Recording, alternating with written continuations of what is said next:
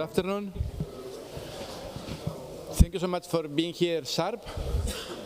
And thank you for the Bavarian representation for the fantastic arrangement for the lunch. So my name is Inazio Martinez de Arano. I work at the European Forest Institute, leading a team called FIFI, Forest Innovation for Impact. And as one of our let's say, tools to facilitate innovation, we have the Bioregions Facility that I coordinate, which is a network of regions to share experiences and advance together in bioeconomy. So we look at best practices across different areas to promote the forest bioeconomy. One of them, of course, are tools and initiatives for, let's say, bio-based procurement and timber procurement that we will be discussing today. But we also address other issues related to the implementation of bioeconomy, and we also try to foster innovation, connecting actors in the regions and creating this startup ecosystem, mobilizing knowledge from our research into practice. So today I will be the moderator for this session. I think in the morning we had fantastic overview of all that can be done with wood as a material and the opportunity that offers to address key societal challenges. We also had a very clear message in terms that wood is very valuable and more and more, so how we need to increase circularity and efficiency. So we have two challenges which are related to each other. One is to increase the use of wood in high added value applications to really tackle societal challenges, among those climate change, but also place-based development, employment generation. But we also need to do this in an increasingly efficient way, implementing circularity principles, efficiency principles, cascade principles. So now I think, I will say that we have a consensus in this. So the question becomes now, how to make it possible? The opportunities are there. We know what can be done, but how is going to be achieved? What tools work?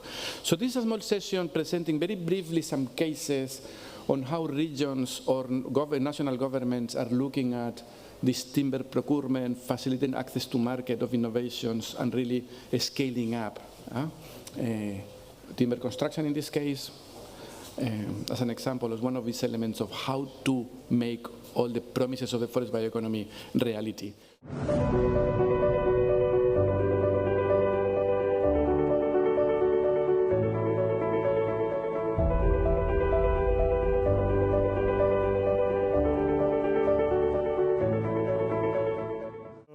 I'm happy to present the Czech National Wood Policy, which is a new document, which has been just adopted by Czech government in June 2024.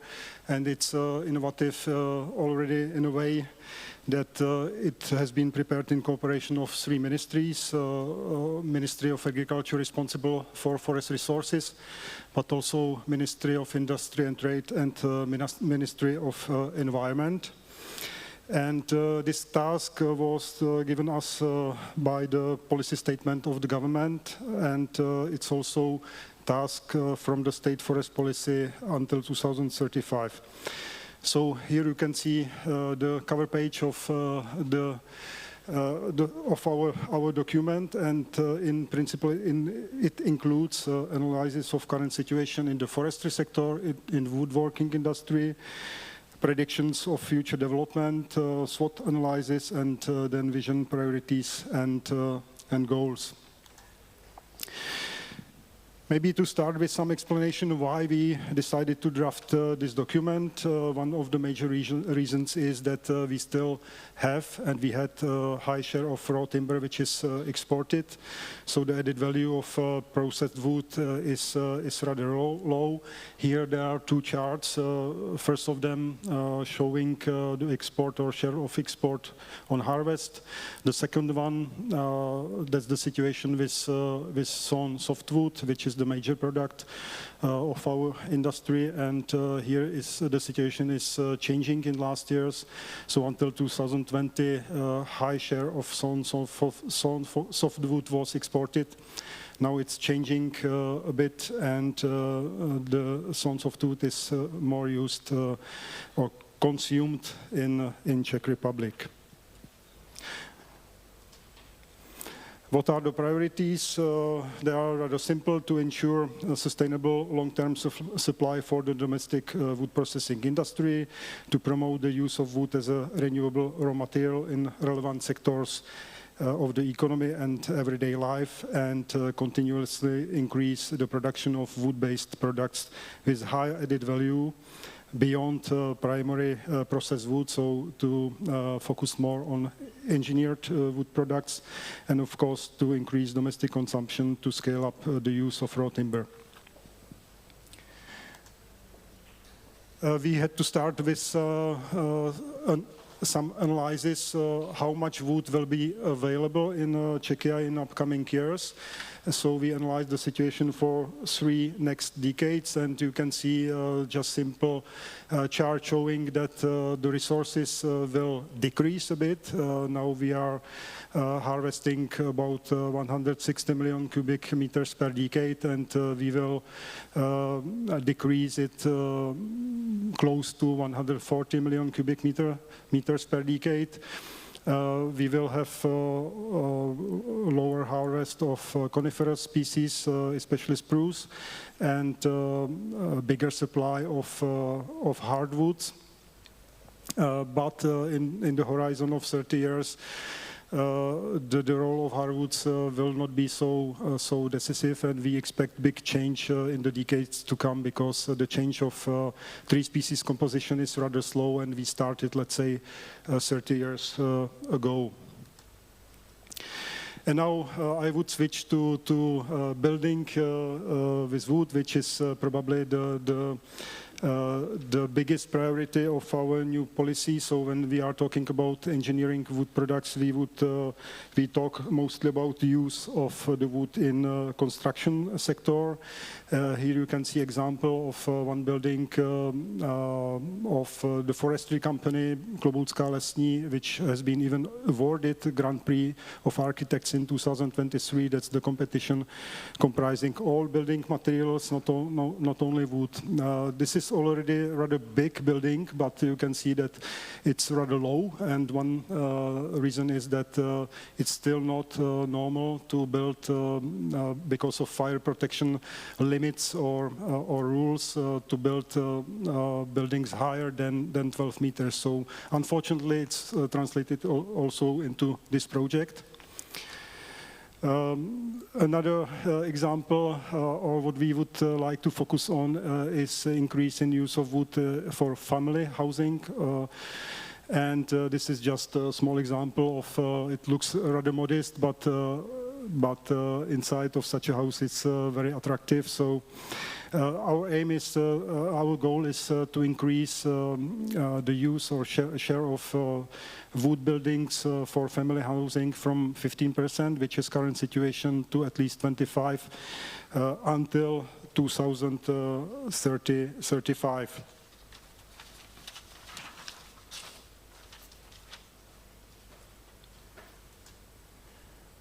Now I get back to that. Sorry, I forgot to say how we would like to reach this change, and we would like to achieve it mostly by communication. That means, for example, in the form of architecture competitions. We would like to change tax legislation, especially property tax, and to favorize buildings of wood, and to provide different kinds of subsidies. Now I'm getting back to this goal to change the height, maximum height of the buildings which are built under normal regime without any exemptions.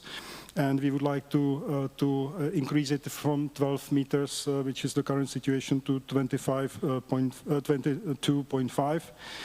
And it's going to be the first outcome of this policy, because the change is the fire protection and prevention rules is expected in 2025. We also would like also to focus on use of wood in public procurement because we think that it should be a big driver of use of wood generally in the society. And for these reasons, we developed guidelines on the use of wood in public procurement. It's rather simple document for various kinds of buildings in the landscape, and we would like to develop it more. Other measures in our policy focus also on public procurement. The Ministry of Agriculture and its agencies want to be examples, so our political goal is to use at least the share of 20% of wood in public procurement in the Ministry of Agriculture and its agencies. And I talk about other issues, maybe public relations. We are searching also for ways to pool private and public financial resources to promote use of wood and wood products in society.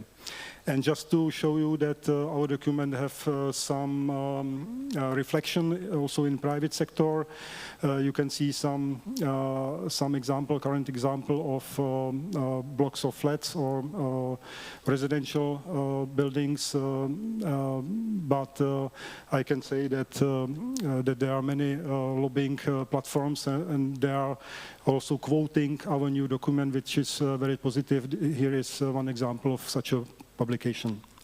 Thank you very much. Thank you. Thank you, Thomas. We can get one question from the audience, if any now. I have one for you, Thomas. You started saying that let's say the starting point of the regulation was the supply and the increased use of wood for high-end uses. So it was, let's say, Ministry of Agriculture perspective. But then you managed to gather two other ministries. It seems to me that this is the most difficult part. How did you achieve, or what is your experience in addressing other ministries, maybe different angles into the topic? It was a very, very long-term process. It took maybe 5 years to get Ministry of Industry involved. So we started with some particular examples, as I showed you that guidelines of public procurement. It was also done together with Ministry of Industry, but step by step also linked to that fire protection rules and regimes and standards. We get them involved, and now they are very, very cooperative.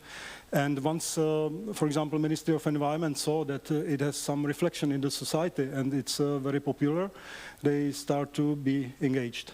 So that's, that's very important for every ministry to be visible and to be on board.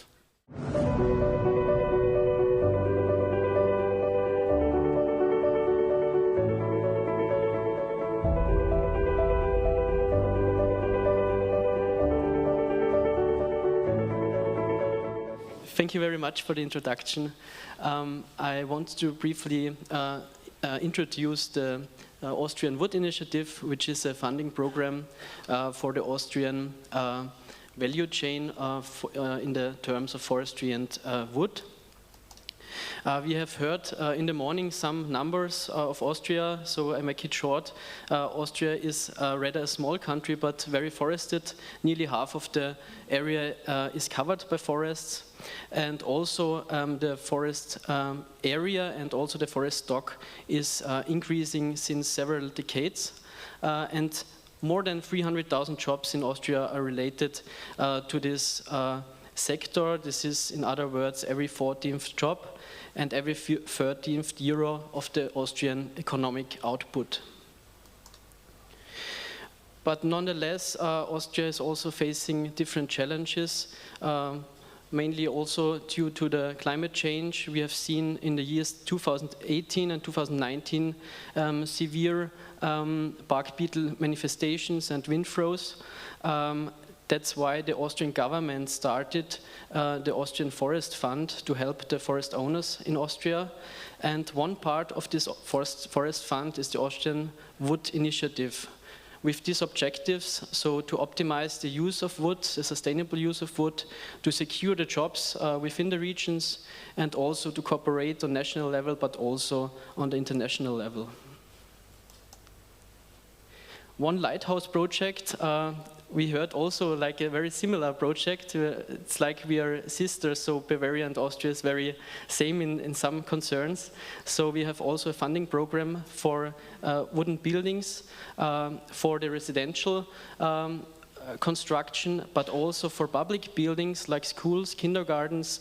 You can see here also a healthcare building, this child psychiatry, which also could be funded. And this funding regime is on the basis of €1 per kilogram used wood. This can also be enhanced when other sustainable bio-based materials are used for insulation, for example. And still to this day, 5 calls are completed, and we could fund more than 130 projects throughout Austria. Right now the 6th call is open till end of November. I don't know if you want to build something in Austria. There are some good ski resorts. But we are not funding like the private housing. So and besides this direct funding, we have also other measures where we want to improve political and structural frameworks. Also similar to Bavaria, we have a consulting network as a cost-free contact point for any questions about technical issues from architects, engineers, but also private builders. Then we have this also mentioned Bioeconomy Austria, which is gathering different companies in Austria and clusters regarding to the bioeconomy. We have Standardization Center, a Secretariat in Austria. It is very important to also develop and also harmonize the different building regulations. We have in Austria 9 different building regulations with 9 million inhabitants, so there's also a lot of potential for improvement. And our international policy measures, I think I don't have to delve deeper into this because we hear today a lot of these measures, which are very important. In the field of research, we have funded 30 research projects with in total 20 million euros on several topics from digitization, artificial intelligence, over circular building solutions, due to hardwood products, for example. You can also scan, maybe also later because I have to go on, this QR code. So we have indicated throughout our initiative that there is also a need to modernize the training and also educational materials. So that's why this Elaboration Wood Laboratory was initiated to digitize these learning documents with a focus on specialist training. And on the academic level, we have funded 3 professorships from fabrication, prefabrication with wood, architecture with wood, and also sustainable materials in the sense of the new European Bauhaus. Right now, a 4th professorship is right ongoing, the call, with engineered wood products for very innovative fields, for example, mobility. This is very important. We heard it before, the information. We have just a few weeks ago started the national awareness campaign, Hey Wald. This is also shown in the television in Austria. We have different cooperations also with the Forest Communicators Network. We have made several films and video clips, brochures. We have every 3-4 months also a network event, so-called Wood Circle, where we want to gather the different stakeholders along the value chain. And this wood letter, we also inform the participants about this. Yeah, last but not least, maybe it's not the focus today, but we have also a measure in the energetic field, so we want also to make this energetic use more efficient. More than 80% of the biomass use in Austria, or bioenergy use in Austria, is with woody biomass, so we have this pilot plant, which is also researching about new developments of biogas and biofuels, and also aligned with this research project. So thank you very much. This was my presentation. I hope it was not too long. Thank you. Thank you. Thank you so much. Here we have a question. Just be to the point in your question. Let's go to the point, and the answer is also to the point. Yes, so I mean, it's a lot, not to the point. So you also mentioned that you give 10 cents per kilogram insulation with renewable insulations. Can you give some examples of which types that are being sponsored? This is, for example, straw. This could be hemp.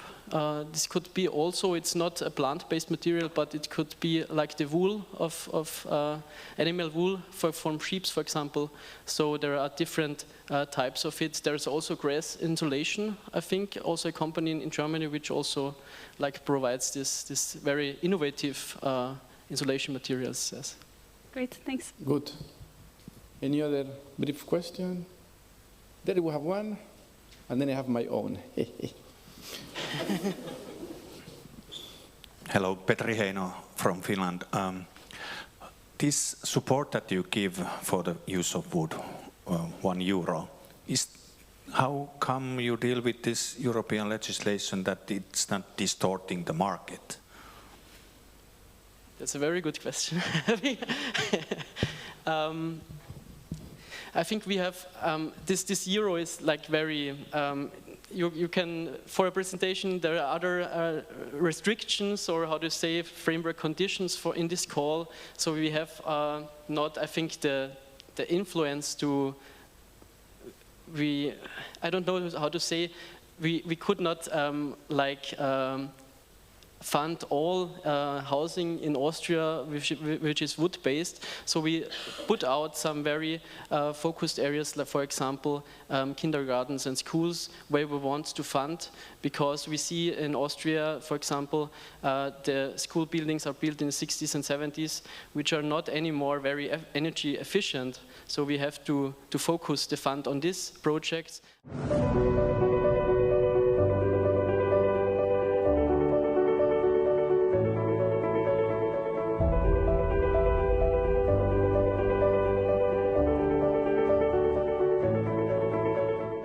Hello, good afternoon, everyone. I just last minute changed some of my presentation because I had a lot of examples I wanted to bring here, but I don't want to go into details, but this presentation will be available to you, so then you can go and click on the project to have all this information here. So I would just do some general comments on our on the Swiss wood resource policy that we do have. We have the third policy, actually, that we have had over the past 8 years. The Swiss wood resource policy is a policy that we charge with about 16 million Swiss francs for 4 years. So that's a program that we do have and finance project in different areas that I will go and present through now. Maybe some general comments. Unlike Austria, in Switzerland, we don't have a national industrial policy. So all the industry and policy, this is all the private market. So the federal government doesn't support at this level. But we can support projects, innovation in pre-competitive positions and in business sectors. So on this stage we can work. And how do we do this? We first need a legal basis. So this morning it was addressed. We don't need rules, but we need rules at the federal level when we deal with public money and how we attribute to this money to these projects. So maybe just to start with the Federal Forests Act, we do have the multifunctionality of the forest. So we have sustainable forest management, but also the multifunctionality. So this is also concerning the economic function of the forest. So going from the economic part, we go straight into wood, which is the main product that comes to the private sector. And at this stage, we're in the market. So that's where we can just help or just carry on helping on projects. So having said that, I just come to the boundary of our resource policy. I would like to strengthen here some aspects that have been mentioned this morning. It is of the utmost importance that a policy about wood is set into a wider context of all national policies. We also work with many ministries and agencies. We're currently working with 7 different agencies, ranging from the Energy Agency. We have the Housing Agency with this. We have Agriculture. We have many different, we have the State Secretariat to the Economy. So all these agencies need to work closely together to make it successful. So here you have just this landscape, let's put it that way, of the policy we are seeking here, and the closest interaction is, of course, the forest policy that is rooted in the Forest Act. Coming closer to this wood resource policy, we do have an action plan. The wood action plan has 4 aspects we tackle, and this is where we can help or where we can finance projects in these pre-competitive elements. We have these 4 elements, let's put it that way, going from the root to the crown or to the top of the tree. We have innovation. Innovation goes from research and development to the basics of the forests and wood system. So we try also to finance lots of projects that bring the bridge from the forests into the wood sector. We have product and process innovation, Industry 4.0. The idea here would be to know when you are an architect and you need a beam, where does this beam come from? And the idea would be to be so connected that you would even know where the tree in the forest is, where that wood comes from. So the idea is to bring all these BIM technologies and all these sectors together along the chain to know where it comes. Then we do have the Swiss wood value, added value. So what we want to do here is to strengthen this value chain, develop this into networks, and also strengthen and develop markets for Swiss wood. So this is also interlinked with what's on the top, that's also on communication. But we realize if we discussed this morning that we need to talk together, we need to know who can do what. So the idea is also to precisely make sure that all partners within this added value chain know their role within this. Not only where they can have funds or ideas, but what the role of each partner for the one who's before and after in the chain. Then we have climate appropriate buildings. So this is a very important aspect. We do have climate neutrality at the federal level, like many European countries that want to achieve for 2050. And this is also to increase the use in buildings, refurbishments and heating along the cascade. So the principles behind it is the cascaded use of wood. And on top of this, we want communication, as highlighted by Austria already. Awareness raising is of the utmost importance. It is important also to communicate to population. We've heard this morning, we heard in this presentation, social pressures. I would say those are social changes, and we have to take these into account also when we work or deal with policies that we want to make effective. They have to be accepted by the people. So awareness raising goes from it's okay to cut a tree in the forest into how can we achieve environmental and natural goals with it. Only a managed forest can bring this multifunctionality and can bring all the these ecosystem services for the population. Education and knowledge transfer, we've heard this morning, we need highly skilled people working along the whole chain, and this is also an accent we have to take into account here. And partnerships, cooperation, again, are here of the utmost importance. If we want to have skilled people that stay there, we also have to strengthen the importance of the dual way of having education. The dual way of education, like we have it in Switzerland, ranges, we strengthen both university careers, but also apprenticeship and skills on this level. This is a very, it's really, is the color of Switzerland into the education, and this is very effective, basically. So you can make a very good career without having gone to university. That's something we want to strengthen here, and bringing together those two aspects, university and the practical education, is something we have to strengthen even more in future. So I will stop here. There would have been lots of things to say, but here are some thoughts that you ask us to say. Thank you. Thank you so much.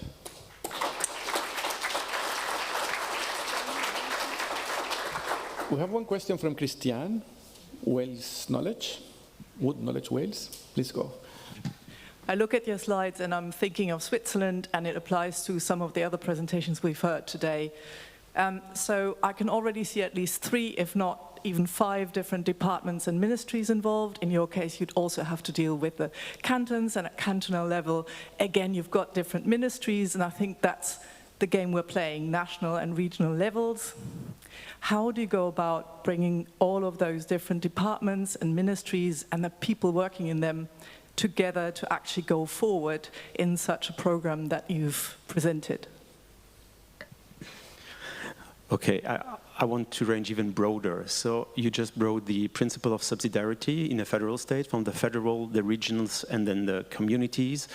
You have to add also the private sector within, because there are those who will implement or are implementing this or making it functional. So our task, either at the federal or at the regional level, is to set the scene or to make the environment good enough for them to go forward and implement their industrial strategies that are good, in this case, for our environmental policies, for our climate policies, and even biodiversity policies.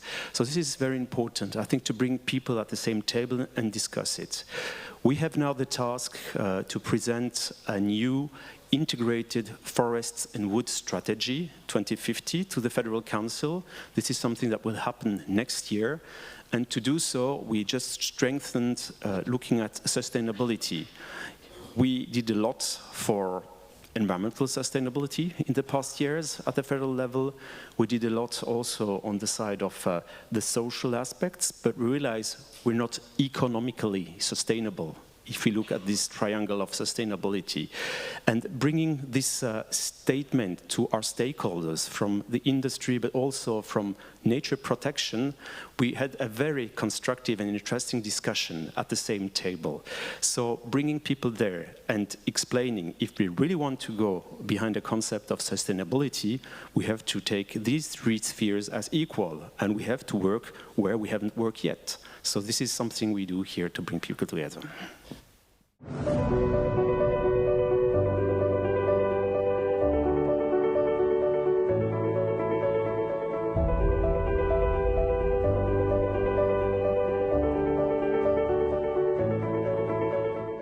Yeah, I'm currently presenting here today with 2 hats on. Oh, okay. First is I'm not working for the NRW Bank, but I was asked to present some nice examples where social housing was funded using this wood construction funding program from the NRW Bank.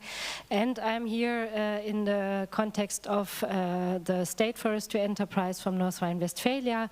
We are linked to the Ministry of Agriculture and Consumer Protection, where forestry and wood is integrated. And I'm presenting you like 2 things. One is as initiative, this Center for Forest and Wood Industry, where the team Wood-Based Industries is incorporated. This is unique in Germany, that in the state forestry enterprise also a team Wood-Based Industries is incorporated. And this is done to support the use of wood and building of wood in North Rhine-Westphalia. Maybe coming back to some numbers, North Rhine-Westphalia is the federal state with the most inhabitants. We have 18 million inhabitants in North Rhine-Westphalia. This means we need a lot of buildings, a lot of housing, also social housing. 27% of North Rhine-Westphalia is covered by wood or was covered by wood, because maybe some of you know we are also the federal state which was infected the most by the bark beetle attack, climate change. So we have lost over 60% of the spruce in North Rhine-Westphalia, which changed the forest content or mixture a lot. Now we have just left 18% of spruce together with 18% of beechwood and oak wood, and the birch wood is increasing. So by this Center of Forest and Wood and the team Wood-Based Industries, this is one of the initiatives of North Rhine-Westphalia to supporting a little bit like ProHolz, Bavaria, and maybe in Austria, the use of wood in North Rhine-Westphalia. We do this by 4 pillars. One is the Forestry and Wood Cluster. Here in the Forestry and Wood Cluster, for example, we cooperate on behalf of our ministry with the Bioregions and Inazio. We conduct this for North Rhine-Westphalia. We are doing, for example, the European Wood Forum. We are co-organizing and supporting it also, which is taking place in cooperation with Forum Holzbau in Cologne. We are present at the Ligna. We have a big pavilion there. We are going to fairs for building planners and architects together with associations, for example, the Polis Convention in Düsseldorf. We have a booth on building with wood there with the Studiengemeinschaft Holzleinbau and Informationsdienst Holz, where we have now in the 4th year this kind of booth. We have the pillar wood utilization and wood construction, where we have a platform building with wood in North Rhine-Westphalia, which was started when the refugees came, 2015, 2016. We have there also consultants for building with wood, and it's focused on communal and public buildings. So whenever you want to build, you can get from us a starting consultation, and we follow also up. We have a lot of seminars for architects, building planners, which we conduct yearly here in the center or North Rhine-Westphalia wide. We have this pillar resource efficiency and on material and energy, where we have like also all these topics on circular building with wood inside, but also the really modern energy efficient use of wood for energy or wooden-based energy. And then we conduct also in our center, but with universities in North Rhine-Westphalia, but also Germany-wide or also European-wide, we do research projects on this new material base, for example, since 2021 on the use of birchwood for building products, and we do this completely on the forest, on the wood, on the value chain from forest to wood products. We start in the forest with seminars for forest owners, that they know how they have to treat the birch trees in the future. Now that we have trees which can be sawn easily in the future, and on the other hand we show sawmill owners what is coming up to them. We do sawmill trials, and we also develop the building products. So this is one pillar, this Center Forest and Wood, where North Rhine-Westphalia is supporting this. We are not just a location, we are also a platform, and we have this mission to have this knowledge transfer and the communication. And building with wood is really the pull factor in North Rhine-Westphalia. We have seen this, so when building with wood is increasing, all the rest is also coming.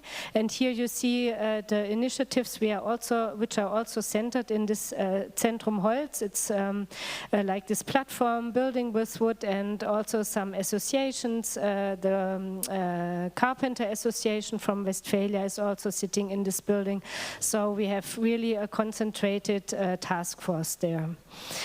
As I said, we concentrate on new timber constructions. The goal in North Rhine-Westphalia at the moment, we are on a construction rate of 13.4% on building with wood, and of course North Rhine-Westphalia would like to reach the goal like Bavaria and Baden-Württemberg. They like to go up to 20%, so this is our goal, and with all these initiatives we are having, we are on a very good way to reach this goal. We have just accomplished a new cluster study where we have seen that the numbers have risen, and we will present this next year in spring because it has to be terminated. Concerning the NRW Bank is the bank which is 2 minutes, I'm very fast. It's the bank which is conducting the funding, the wood funding. It's the development bank for North Rhine-Westphalia. It offers a lot of funding schemes for green solutions, promoting innovation and environmental protection, and also this program for wooden constructions. We have also, maybe like Bavaria and Austria, but we pay even a bit more, €1.30 per kilogram of wood, so but up to a maximum of 17,000 per residential unit. And important is that it's a significant amount of wood used, that the wood is permanently installed, and also that it comes from sustainable resources. So this is the, because social housing, it applies also especially for social housing, because social housing has to be cost competitive, and with this support, it's possible. It's not just for social housing, but it helps a lot for social housing because it's cost competitive, and with this help they are able to compensate the so far perceived higher costs for building with wood. Just 2 examples. This is one example of houses what was built with this kind of loan. So there were new built residential buildings, 29 residential units, and 12 of them were funded by this tool. Wooden construction, climate protection settlements, so it's not really big, but it's a nice example. This is also another nice example here, where in a total 11 residential units were funded by this scheme. 500 cubic meter of woodware. Was it cubic meter? Is it possible? Cubic meter, yes. Were incorporated here. So really some nice example how this helps to build with wood.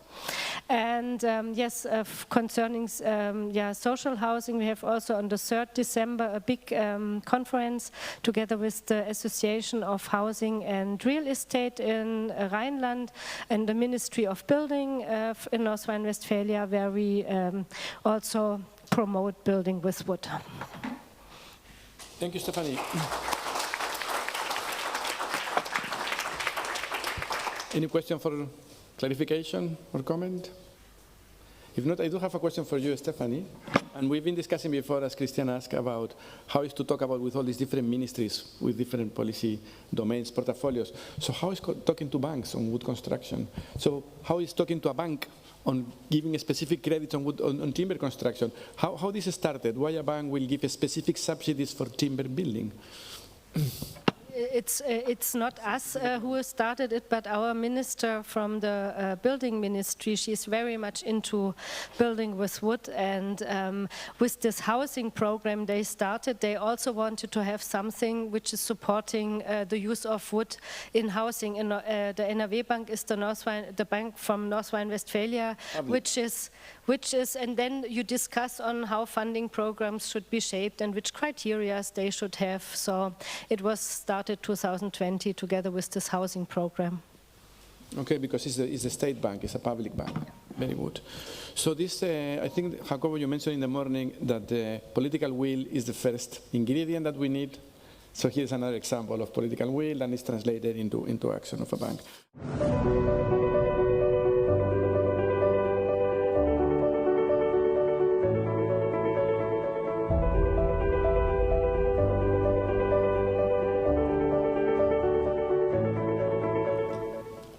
I'm going to start in this, how do you say, Inazio, in this public commitment that it was expressed by the regional parliament and the public commitment declared by the regional president of Galicia of include at least 20% of wood in the new building structure. And it was a fairy tale? Not at all. I mean, you know, the first thing you have to do is create this flagship project, and to do that you need to involve a lot of departments, like health service department, for instance, or maybe educational department or agricultural department, and the staff that they are working on. And sometimes they are, you know, they are in the same page. They want to move forward. They want to introduce timber in their new buildings, but sometimes you know, they are showing some, I would say, rejection attitude, and not because of timber. It's just because it's human condition to don't go out from comfort zone. They get used to, you know, prescribe traditional materials like concrete, like steel. They know very well about that. So if you are introducing a new material, there are a lot of things involved. They have to, you know, to have some training about this new material, about the properties, about, and sometimes I have to recognize, we detected some rejection. But first thing that we did, as Czech Republic, it was created a guide in order to give support to the public departments in order to prepare a public procurement. I mean, I'm talking about, you know, boarded bureaucratic stuff, like what kind of criteria you have to include in the technical tender, what kind of criteria you have to include in the administrative tenders in order to promote timber into the construction, and even we you know, we learned a lot of past experience in other places about the way to prescribe timber in construction, but it doesn't work in all cases. We realized that we need to step forward and offer our human resources to these departments in order to, you know, to be at their sides during all the process, preparing tender, you know, public procurement, execution phase, and even the monitoring phase. So what we did is, you know, to get agreements with these different departments and offer our human resources, and I think it was part of the solution. It's a very good idea to have somebody to call in order to try to solve some questions, and this is what we did. You have some pictures of our staff trying to give support to the personnel of different departments. Moisture, you know, we made wrong decisions sometimes. We learned about the experience in countries like Germany or Austria or Nordics, but they have, you know, something that we don't have in Spain: snow. And in Galicia, we have a rainy weather and warm temperatures during all the year. So the fungus attacks is pretty severe. And sometimes you have to take into account such a kind of things when you know, bring something in some place and introduce in your country or in your region in that case. But there's another success cases like healthcare centers, educational centers. This is an educational center as well, and another topic I want to stress on is, as I said before, training. We felt as well some rejection attitude from different people, prescribers, architects. You know, off-site prefabrication is a different way to prescribe. Time of execution will be shorter, but you have to dedicate a lot of time and effort and resources during the design phase, and they don't get used to do that thing when you are talking about traditional construction. So we spend a lot of time trying to training course to prescribers, to employees in construction companies. They don't know how to use this material. And sometimes they are trying to blame, this is because this is wood. No, this is because it was not installed in the right way. So we are dedicating a lot of money trying to give some training courses to the employees in the construction companies. We have a web page in order to receive any possible question. We don't care if it's a building owner, an architect, or even a contractor.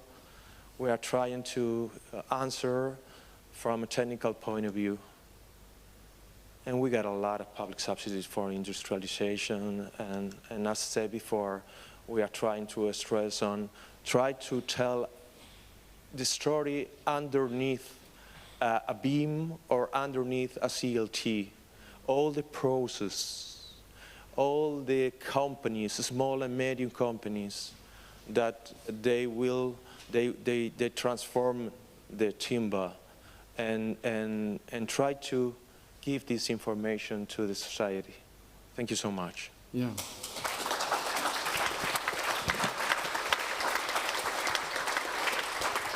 Yeah, thank you, Jacobo. This traceability tool you have developed, so you know it comes from what forest is fantastic in Galicia. Thank you so much. We only have 10 minutes. We have been very disciplined, but time is pressing, and there are so many topics to discuss here that we need to choose. I will go in two directions. I will ask you to answer in 1 minute. So 1 minute response. So we started with babies because, Tomáš, you started talking about babies when you started. No, Mathias. Yeah. So we have seen all this portfolio you have in Austria, fantastic portfolio of initiatives, education. Now we see trainings, we see loans, credits. What will be your baby? Which one is the one that you will like to cherish and see grow?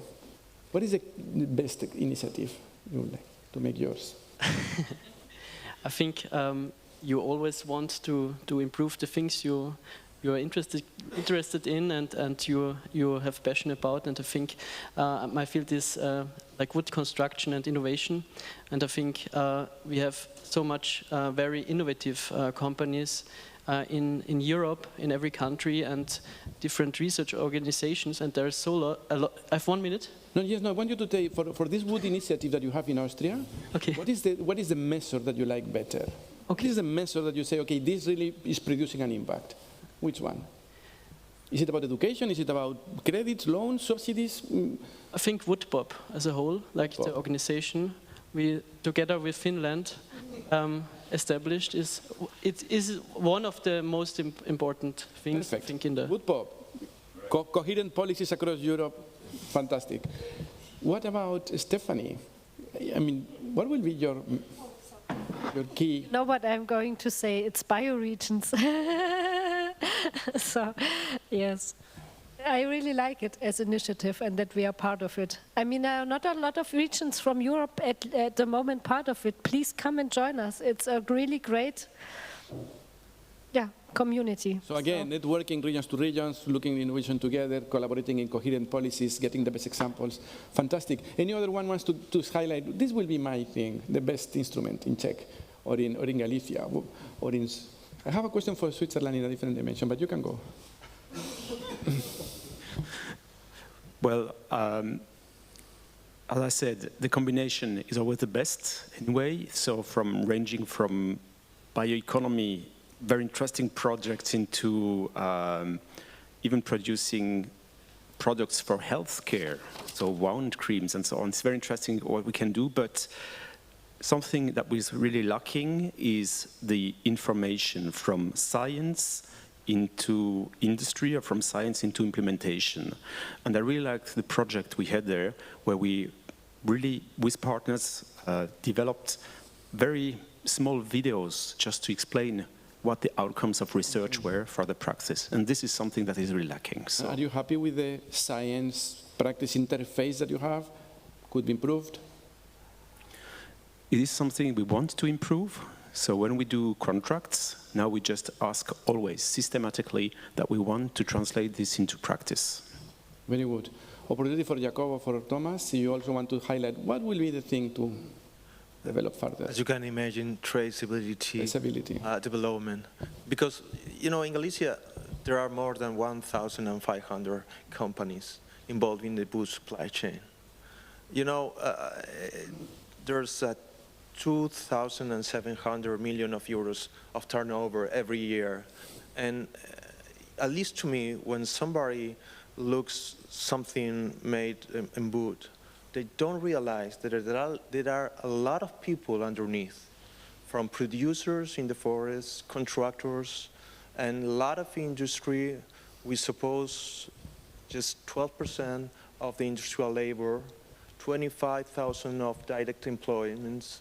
So it's time to get this information to society. Okay, so it's about getting the facts and figures, but it's also about trust. Trust versus society, trust with policymakers, trust with the sector in itself, no? Because you can tell the tale with data. Fantastic. Yes, I agree that combination of tools is the most important thing. And in our case, we need to transfer good practice to, especially to public contracting authorities. That's the group we would like to focus on. So I'm again with public procurement. And it's very important to learn by examples, so to collect examples of successful projects and to offer them to, especially to public contracting authorities. Okay, so yeah, very good. I think we need the right policy mix here. And coming to policy mixes, Mathias, you mentioned that all these different levels that you presented, inside somewhere there is the cascade principle. But it's something that has come very strong in the morning, efficiency, circularity, cascade. Maybe wood will not come from the forest in the future, will come from the built environment, eventually.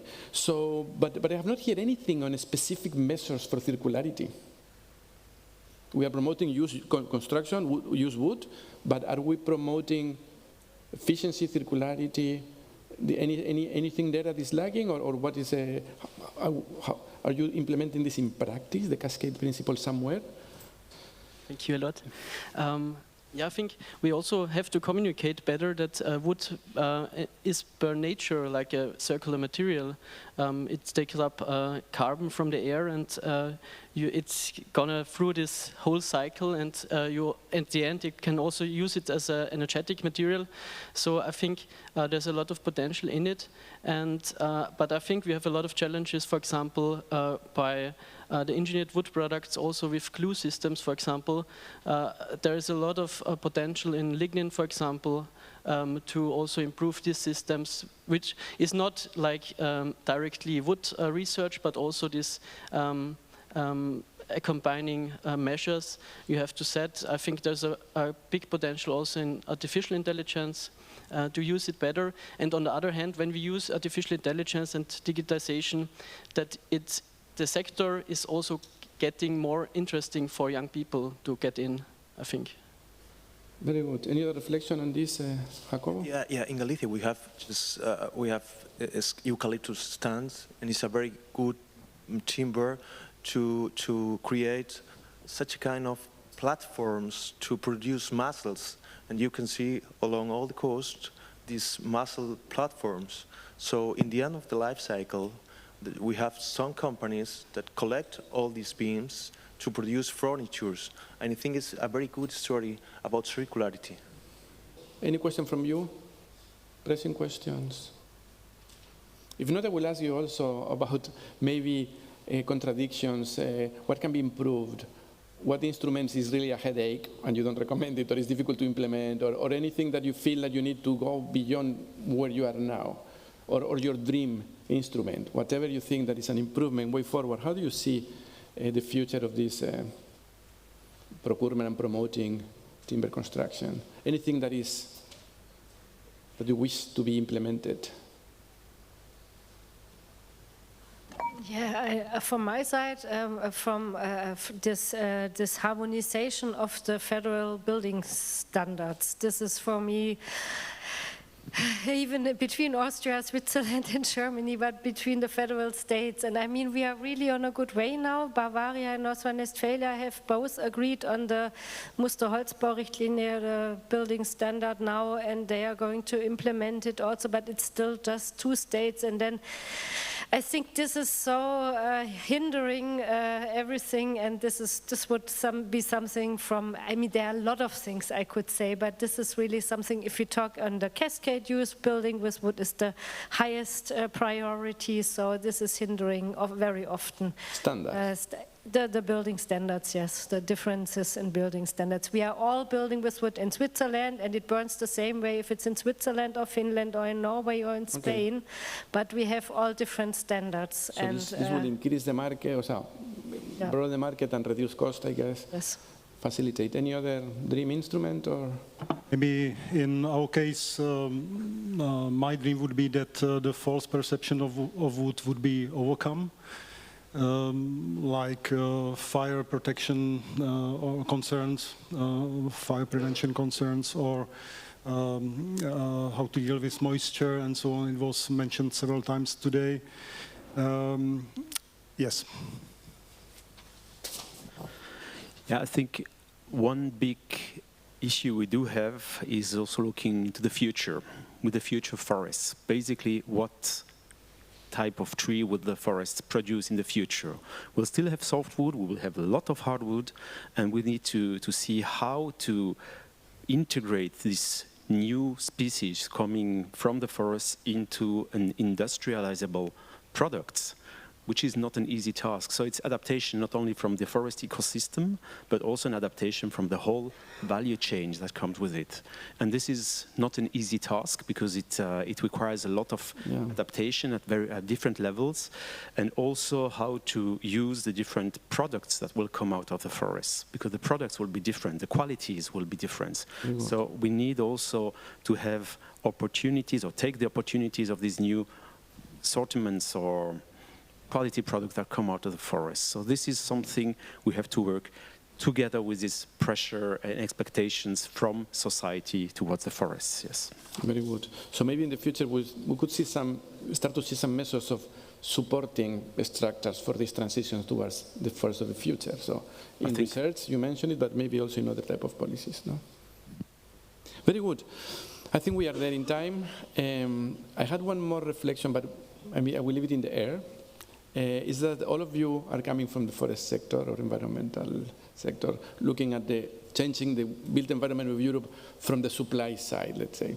And we don't have here anybody on the housing sector. And it's been mentioned also this hybrid construction. So I wonder if for a future event we should try to have here, focus more on this hybrid construction and have the housing agencies looking at their perspective from transforming their built environment into more sustainable. I think could be enriching. So we don't have time to get into this, but I leave it there. And now so time is pressing. Unfortunately, thank you very much to all the speakers.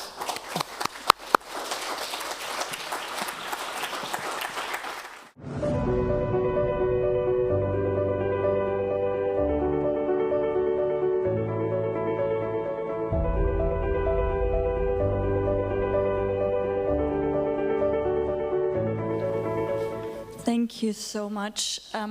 I felt doing a conclusion is doing better standing up, especially when it's about taking the next steps. You should not be seated.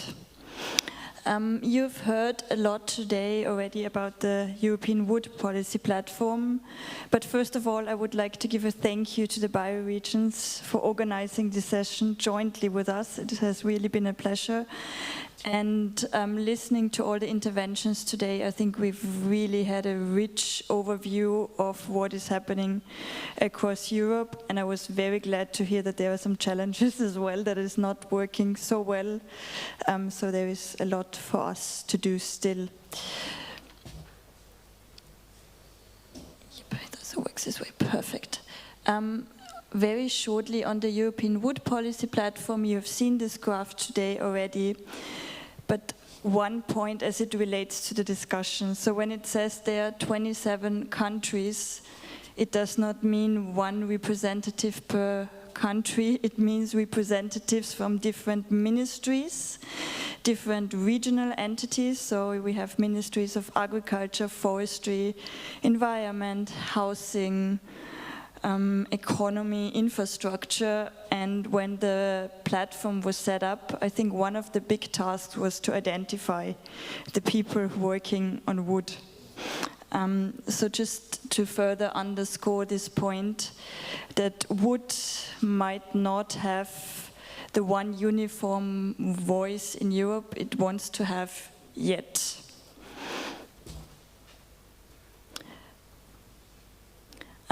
But what we are doing in woodPoP is really to bring together all the actors across the wood-based value chain. And when I say all the relevant actors, I mean public and private. That includes the representatives from the industry, stakeholder organizations, but also research and innovation. And over the last 6 months, we have come together to produce the policy paper that Georg Rappert, our chair, has briefly presented this morning. And it was an interesting, but I would say very rewarding exercise, because we looked at what a sustainable wood policy in Europe should be, and hopefully will be, from a value chain perspective.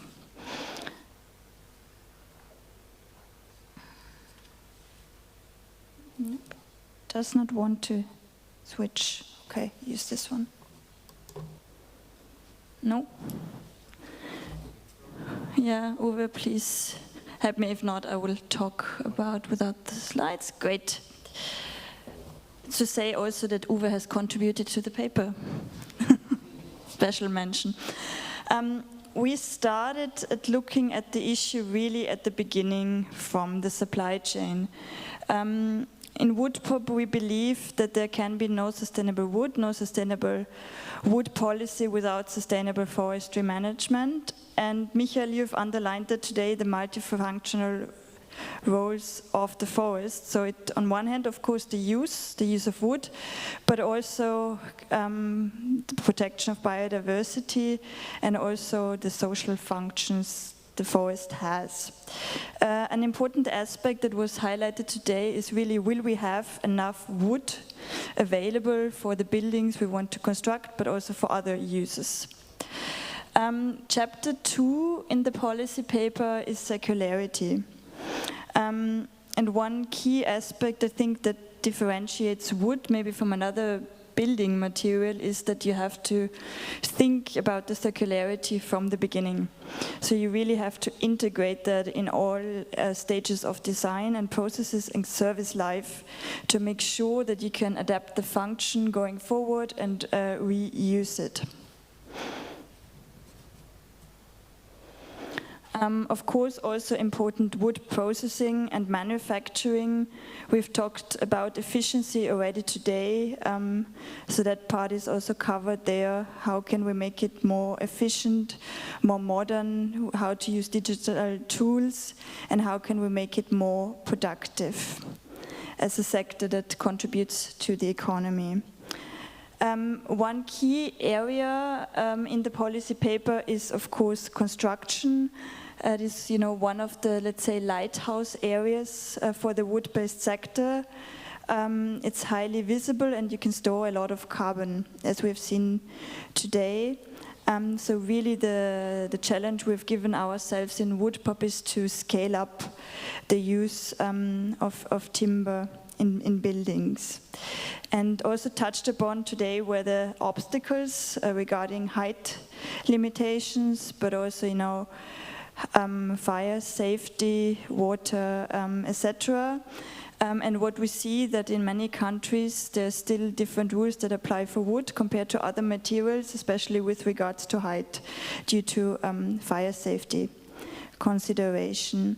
And then something that is gaining increasing importance, especially on the European level, is the life cycle analysis. How do you measure the carbon that is stored across, the whole process and not just at the moment of building?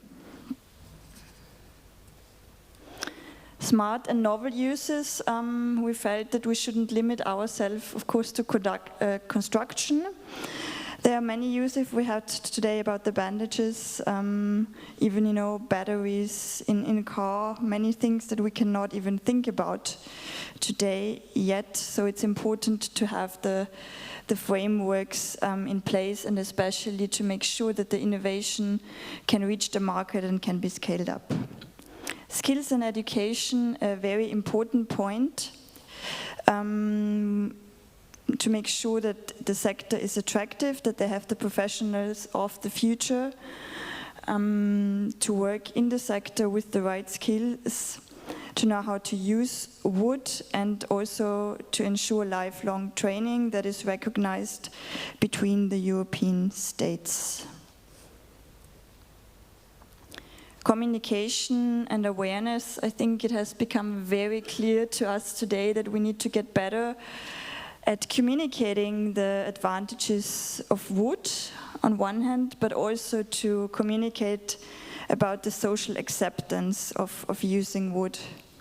That using wood really contributes to storing carbon, to tackling climate change, and that there is an economic benefit in it. And governance, the key part that brings it all together. And I think today we've really heard a lot and great examples about regional, national policy programs and initiatives. And what woodPoP does is bringing these actors together so that they can connect, that they can exchange and collaborate, but bearing in mind, and I think, Jacobo, you made that point, that there is no one-size-fits-all approach, that you cannot just simply take one policy from one country and copy-paste it on the other and be sure that it works. So for this reason, actually, platforms like woodPoP are so important, that you can actually ask your colleagues, your peers, why did you do it this way? Why did it work? What did not work? And that we have discussions today and ask the questions actually like what did not work, to make sure that the next time it does work. Yes, and with this is my quasi-live slide. Here, just an illustration, and here you can find the policy paper. And for those of you who are interested, you can either make the policy paper your own. It's very rich. I think there are some chapters that might be more relevant for you. Take the ones that you feel that speak to you, integrate them in your work. And the other aspect is we have 5 technical working groups, and you can happily join us and then, connect with other colleagues that might have similar questions than you have. Thank you very much.